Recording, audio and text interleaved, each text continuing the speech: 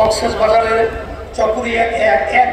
চকরিয়া ও পেকুয়া উপজেলায় আমরা ইসলামী আন্দোলন বাংলাদেশের পক্ষ থেকে হাত পাখা প্রতীকে আমরা প্রার্থী হিসেবে সম্ভাব্য ডাক্তার সৈয়দ মোহাম্মদ ইসমাইলকে আমরা ঘোষণা করতেছি।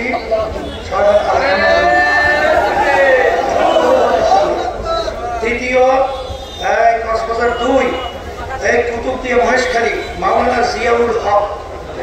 আসো জিয়াউল হক ভাই, আসো এটা জানেন মাশাআল্লাহ, আলহামদুলিল্লাহ। এরপরে সদর মাওলানা আমিরুল ইসলাম 3 কক্সবাজার 3 মাওলানা আমিরুল ইসলাম তো আলহামদুলিল্লাহ।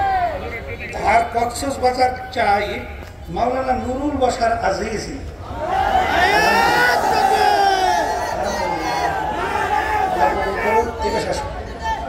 আমি এদেরকে এই দেশ 53 বছর অশান্তির আগুন ধাউ ধাউ করে জ্বলছে, এই আগুনকে নিভাবার জন্য হাত পাখার শান্তির বাতাসের মাধ্যমে এই দেশকে শান্তি করতে হবে, দেশ সুন্দর করতে হবে।